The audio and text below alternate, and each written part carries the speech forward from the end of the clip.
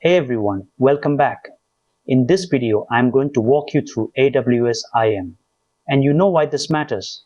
Most engineers get this wrong because a single misconfigured policy can either lock your administrators out of the console or expose your entire production database to the public internet. So today, we are going to move beyond the basics and dive into the architecture of AWS security. Let us get started.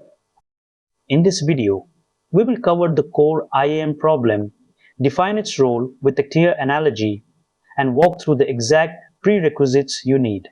Specifically, we will look at IAM architecture, hands-on policy evaluation, and production-grade security habits. We will also tackle common misconfigurations and help you decide when to use IAM versus external identity providers. So do not skip ahead. Watch all the way through to actually understand this properly. In this channel, we share practical IT tutorials every day. If you are interested in learning and want more content regularly, make sure to subscribe and join our WhatsApp channel using the link in the description. And please do hype the video. That really encourages me to upload more videos regularly. So what is the real problem here? It is permission bloat. When you fail to restrict access, every microservice runs with excessive privileges. If one service is compromised, the attacker moves laterally across your entire infrastructure. Without structured identity, your audit logs are useless and your blast radius covers your entire cloud account. So what is IAM really? It is the gatekeeper for your entire cloud environment. Think of it like a high-security office building. IAM is the security guard at the front desk. It checks your identity, confirms your credentials, and ensures you only enter the specific rooms your role requires. If you do not have the right badge, you do not get in. Perfect. Before we start, you need a few things. You need an active AWS account. If you are worried about costs, check out our video on the AWS free tier. You need an IAM user with administrative access. You must have the AWS CLI installed on your machine. You need to understand basic JSON, as policies are written in that format. Finally, have your terminal ready to go.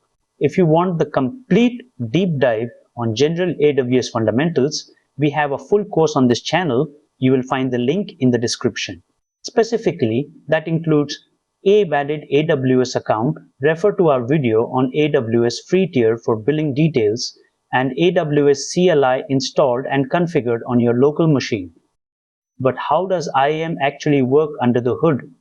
It follows a strict layered evaluation process. When a request hits AWS, IAM first checks for an explicit deny. If it finds one, access is blocked immediately. If there is no deny, it looks for an explicit allow. If no allow exists, it defaults to an implicit deny. This makes AWS secure by default. Right? To start, we verify our connection. We run the getCaller identity command to ensure our CLI is authorized. This confirms the identity currently being used to make AWS calls.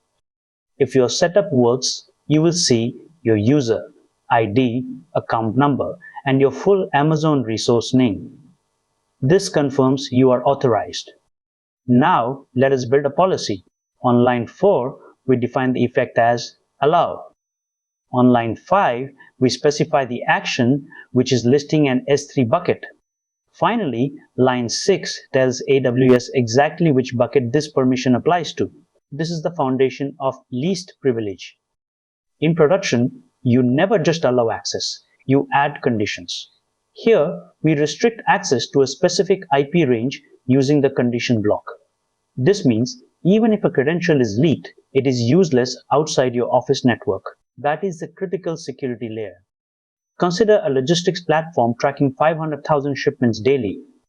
They suffered a major breach because their application role had full S3 access. An attacker used a single misconfigured key to dump their entire database. After the incident, the team switched to scope-down policies with IP restrictions. They saw unauthorized access attempts drop by 89%. It works. You will often see the access denied error. It happens when your policy is missing a required action, or when an explicit deny is present in your permission boundaries. Always check the IAM policy simulator first. The fix is simple.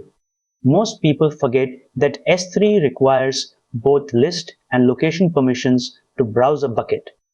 Adding the missing action resolves the error immediately. So when should you use these tools? Use IAM users for specific legacy automation needs. Use IAM roles for EC2 or Lambda as they provide temporary credentials. Never use the root user for daily tasks. Never hardcode keys in your source code. If you are in a large enterprise, skip users entirely and use IAM Identity Center. These are the rules of the road. To be precise, that covers: do not use root user for daily tasks, it is a security risk, and do not hardcode access keys in your application source code. To recap, always apply the principle of least privilege. Use roles for temporary access rather than permanent keys. Add network conditions to your policies for defense in depth. Audit your permissions with the IAM Access Analyzer. And never share the root user password. These steps will keep your environment secure. If this video helped you, click on Hype the video and hit subscribe to stay updated for our regular videos. Join our WhatsApp community, link in the description. Use the link to join the channel. Thanks for watching, and I will see you in the next one.